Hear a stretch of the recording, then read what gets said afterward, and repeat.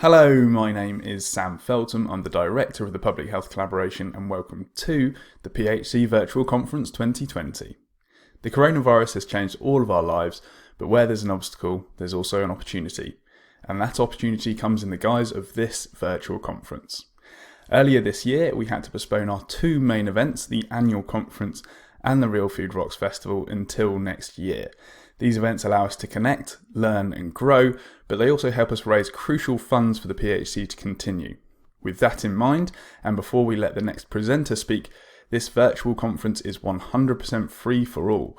But if you find the content valuable today, then please consider donating £2 or whatever you can afford through the Total Giving website via www.phcuk.org/donate.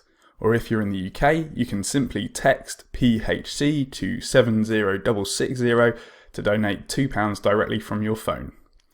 We hope you enjoy the conference from wherever you are in the world, and be sure to get involved in the civil conversation on the comment section here on YouTube or via the hashtag PHCVCon2020 on Twitter, Facebook and Instagram. Thanks for your support, take care and stay safe.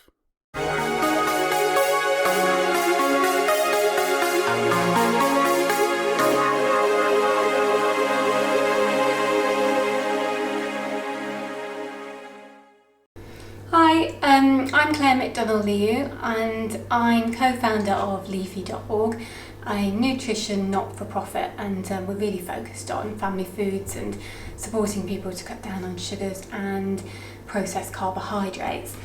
I'm also a nutritionist and more importantly I'm a mum of two children.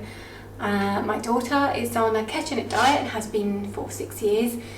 My son, we started him off on a low carbohydrate diet about 8 years ago, and that was for health problems for both of them, for different health issues, and we had really great results. So I'm a massive fan of reducing the sugars in foods and reducing processed foods and replacing those with more nutrient dense foods. And also, as well as being a mum and a nutritionist and founding our own non-profit organisation, I'm also a really messy cook. So I'm in the kitchen because I wanted to talk about how simple it can be really, and how easy it can be to cook family foods and live a more sugar-free and lower carbohydrate lifestyle. So getting off the junk food, getting off the packet foods, and cooking more from scratch, and that can be to whichever level you need that to be for your health. So I'm just going to talk about the main things that crop up when I'm talking with families, the questions that I'm asked, and just give some key tips really that we've learned along the way over the years. So one of the first things I think is really important is when changing your diet and trying to cut out more processed foods and foods out of packets and going much more onto healthier, as we say, nutrient dense foods, or real foods, cooking with real ingredients, is to get everybody feeling good about it in the family, so they don't feel they're being railroaded into it, they don't feel uncomfortable with the decision, that they're happy with it as well. So with my own family and with other families, I talk about how to frame that really positively. We talk about food really positively. We talk about how great it makes us feel. We take our children to farmers markets and we get to know the local providers. We get our eggs delivered, we get organic veggie boxes, and we get to know the people who are producing the food. We go and visit them. So we make it fun and we make it hands-on and interesting, and we talk about it really positively. So when issues do crop up and other children might take a look at their food and say that it looks different because it's natural, it's real food, and it's not the most popular fruit shoot or kids branded yogurt or kids branded cereal at the time, they feel good about themselves and they can answer for themselves and feel really happy with their choices. So definitely first is all about positivity and helping everybody feel good and feel that they have a choice. So next is about giving that awareness and that education to the family and helping them, and that comes with going to the farmers market, learning about the foods, finding out about what's good for your body, and you can make that into interesting discussions, talking about and being quite open about what's going on with health and how many of us are, as a population, are unfortunately overweight, and how unhealthy that makes people feel and how that puts them at risk. But the conversation you have will really depend on the age of the child. So if we're talking really young children, we can just talk about how much good foods, how much vegetables, and how much fruits and vegetables and natural foods will give them a feeling of power and energy. And you can talk as well about what they've noticed about when they feel the impact of sugar, for instance, or if they have a health condition and they have bloating or gas or constipation or diarrhea or gut issues. You can talk those through in a gentle way and link that, perhaps have a food diary and talk about the links to inflammatory foods. So yeah, lots about food awareness, open conversations, and picking your battles. It doesn't have to all be everything, all change at once. You can take things bit by bit, and each win, each change is a bonus, and it's cutting down on the sugar load and the processed food load. So you don't have to, if something is an absolute no-no, a teenager or a child won't give up their pizza, for example, then tackle their cereal, make a swap somewhere else, and make a step-by-step comfortable approach that everyone's happy about, because we're really looking to make changes that are long-term. It's not supposed to be a diet, a fad diet. It's supposed to be a healthy long-term lifestyle choice that everyone's happy with. So the home environment's really, really important. If you're changing food for one person in the house is health. So like we did for our son initially, he had eczema, and then later on for my daughter on a ketogenic diet, we were really keen to make sure that our children felt very, very supported and safe and welcome and included. So mealtimes wouldn't look like one person eating something different, or one child eating something different and everybody else having the old favourite foods. We all swapped and changed our foods for lower carbohydrate foods. So pastas went completely, really, and we ate vegetables. So unfortunately now in the supermarkets that's a lot. There's a lot of zucchini noodles that you can buy, or you can buy spiralised and make your own zucchini or courgette. We really, really enjoy now Mediterranean vegetables baked with olive oil, and we have our aubergine or eggplant in strips, and we bake that in olive oil, and then we add our bolognese topping, and it's really, really very tasty. But there are alternatives as well now, which now and again we have a go at a different type of low carbohydrate pasta. But I have to say I do prefer the vegetables and the spiralised veggies. But there's lots and lots of low carbohydrate options now in the supermarkets, including breads. And again, just watch the ingredients, and we're opting for as good quality and natural ingredients. If we can't pronounce it, we probably want to be avoiding it and going for something much more natural. So on the topic of breakfast, because I was just going to talk about lunches and breakfasts and whatnot, one thing that we really like to have is we really like to have yogurt with lots of different seeds and nuts and berries. That's a school day favourite, because the children can make those up or have it already on a tray, and the children put in their so almonds some days they're a fan of, or pecan nuts or cashew nuts, and to make things more affordable, we sometimes bind the nuts in mixed nuts and the broken cashews and that type of thing. to make it an affordable option.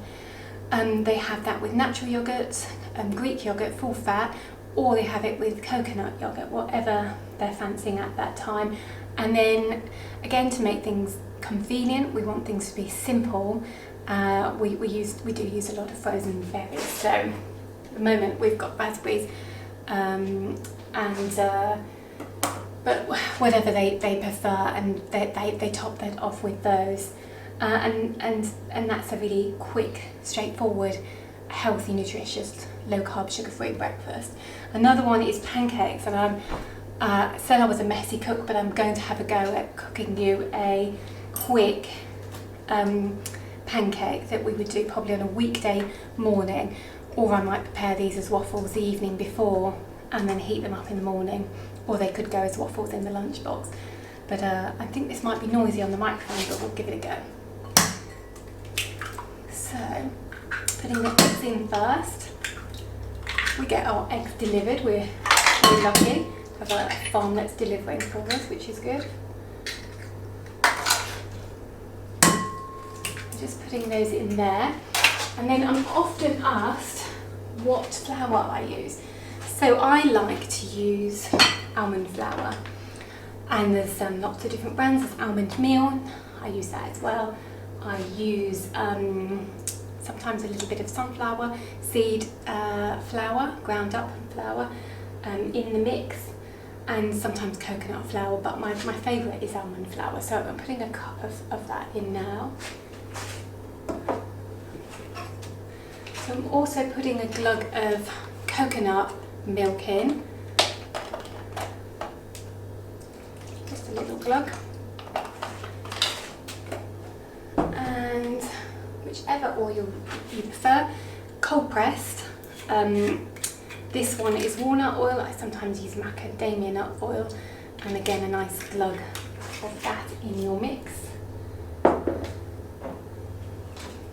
I'm going to mix that up. You can add a bit of cinnamon as well, or a little pinch of salt as well. But, I'm just going to do it quite straightforward today. Sometimes we like to put unsweetened chocolate or cacao powder in, so that it changes the flavour up and makes it look quite interesting. So I'm just whipping this all together. I'm going to put my pan on here. And I'm just doing this demo really because, again, I feel that low carbohydrate, it sometimes sounds a bit technical and a bit of a fad diet and a bit of a science, whereas actually I really want it to be, and I feel like it more is, about just liking food and using better ingredients really than what we've come to think of as our norm. So I just whip that all together. Should have turned my pan on a little bit earlier, so I'm going to put it higher. So I'm going to spoon that in, and then if things go to plan, that will cook while I'm talking about other top tips. So it's getting warmer. I've got olive oil in the pan, about a little bit more than a glug. I like my glugs, but about a tablespoon of olive oil I'm cooking with here.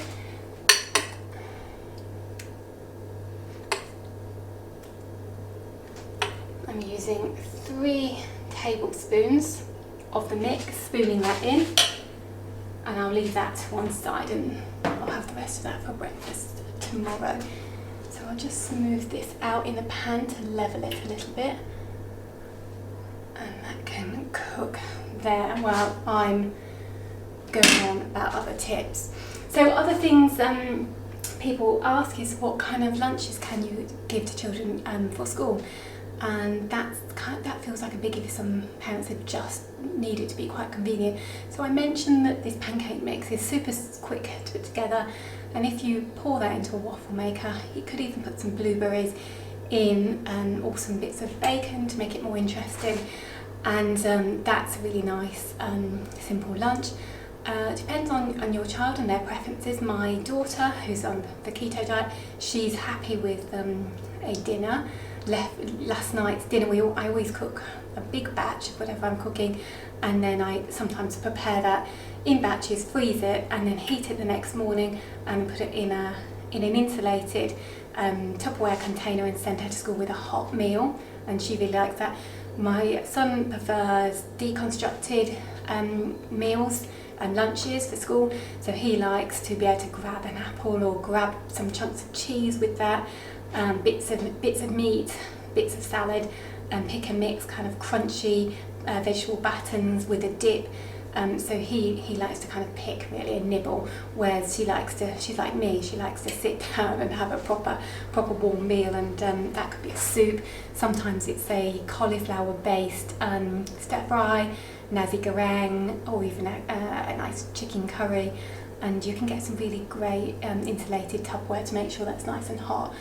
So this is sizzling away, so that seems to be doing the trick, which is a relief, to be fair. So there's some of our ideas for lunches, and then people often ask about snacks. What about a treat? And if we're trying to keep it low carb, we're trying to keep it sugar free and make better choices on the whole. And then a treat really is a treat when they do have ice cream on holiday, or some fudge in Cornwall or something like that. So one like really quick, simple thing that we do, I tend to buy the unsweetened fruit as well, organic, if you can. So the children will have just a bit of peanut butter or almond butter as a snack when they come home. I can open this, yeah, on a slice of apple. So just dead easy, quite sweet, quite satisfying. You've got your nice fats to balance it. Nice sweet taste. Sometimes I like different nut butters, sometimes like mixed ones. I tend to put in chia seeds, white or black chia seeds, into the jar and mix that around. I've got some chia seeds here. Now they're great. They're full of fibre, full of nutrients, and they're really filling and satisfying. And another thing I do with chia seeds is we have chia seeds for breakfast as well. So if we're not having our yoghurt with seeds and nuts, we might have chia seeds layered with coconut or Greek yoghurt, layered with berries, layered with crunchy nuts, and make ourselves a nice chia seed pudding. And put that in the fridge the night before if you like, or you can knock that up really quickly in the morning. But yes, I like to put that in my almond butter and my peanut butters in advance, mix it in to soak up the oils, and then they might have something as simple as that, or they might have some nuts or some cheese or some cold meats for snacks. When the children go to birthdays, that's something that I'm always asked about, and it really depends on what stage you're at with your food changes and the reason why you're doing your food changes. So you might need to be stricter if you're managing a medical condition, and you might want to let your child make decisions, good and bad decisions, to learn from them, as we've done, as we've been brought up. I certainly would have had carbohydrates and sugars when I was growing up at parties and at times at home, although definitely not as often as it seems that they are for children now. So with my daughter and some of the families that we talk to on a ketogenic or a strict low carbohydrate, sugar-free diet, we'd be talking about the types of foods they could have at the party. One thing I usually do is ask what the food is going to be. So if it's a pizza party, that can be tricky for me, but I can send in a low carbohydrate. I can buy one now, luckily, or I can make one. I like the cauliflower based ones, or make an almond meal one with mozzarella, so I can make something like that in advance. If it's a buffet, I can send in a pick and mix of nice food, so it might be blueberries and cheeses and meats and things that they will really enjoy. And I tend to batch cook cakes, little chocolate cakes perhaps, or orange muffins, and put those in the freezer, so a party comes up, I can take some out and I've got something. They might have chocolate buttons inside, dark chocolate buttons, or a cream butter topping. So I usually have those for those type of occasions. And then with my son, who's generally low carbohydrate or a real food eater, he's now not needing to be so strict, so medically strict. So he will go to a party and he'll make his own choices. And sometimes I'm just going to flip this pancake now if I can. And it's nice, can you see that? I like mine quite cooked, and Justin, my husband, likes his quite undercooked, or just getting golden. I like mine brown. Oh, and I like putting a bit of chocolate sometimes on a Saturday or Sunday morning for the children. Dark chocolate, which we do eat, and that melts, and that gives it that kind of treat or indulgent kind of factor. So that is one thing. I'm going off on a tangent from the parties, but I will just say that I do think that food has to be enjoyed, and we want the children and we want the family not to feel that this is a punitive measure, that this is something that they are having to do and they don't want to do. It's all about taking the steps, but at the time that they're ready to make changes, introducing foods, trying them out, finding what's acceptable, and making sure that you're enjoying it, because it's social. Food is social. Food is a pleasure, and the biggest thing with low carbohydrate diets is that it can sound actually quite faddy, but it really just is getting back to old-fashioned foods and enjoying real foods again.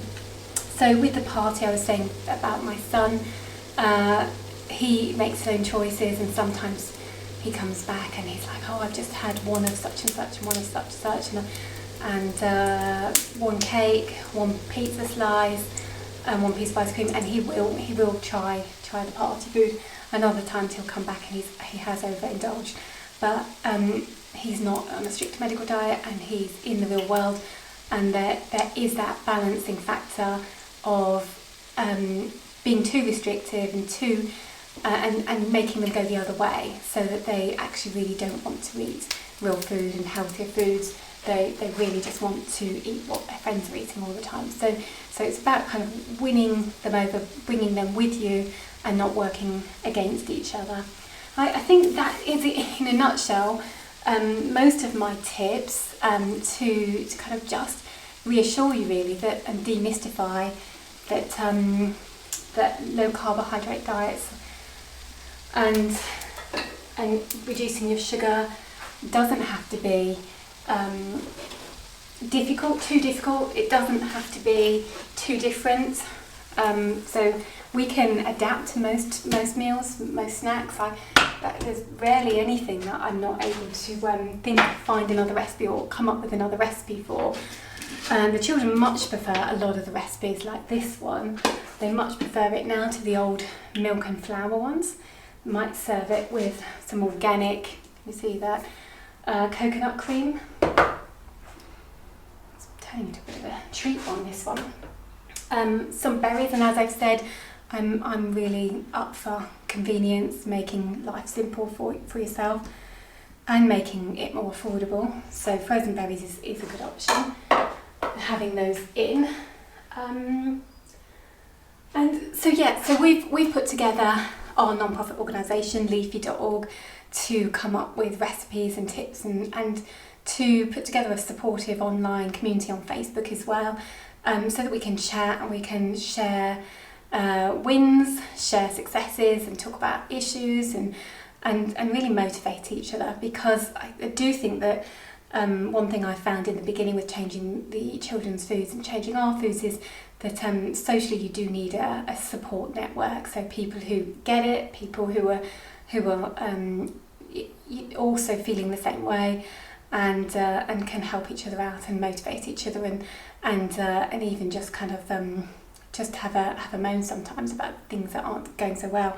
So we have got recipes on our website. We've got a completely free course. We're really lucky that Sam Felton and Professor Tim Noakes and David Unwin and Jen Unwin and Asim Malhotra and a number of others, and Zoe Halcombe, Trudy Deacon. They put together some tips and some top tips and some recipes and some simple swaps. And that online course is all about making things super simple, practical, and demystifying what it is to go low carb and cut down sugars as a family. So we've called that the Leafy Sugar-Free course. So you'll see that put on our website at leafy.org. And then we have the Leafy community. So online on Facebook, but do get a community around you, people who you can chat to, people you can swap recipes and get support from, and enjoy it.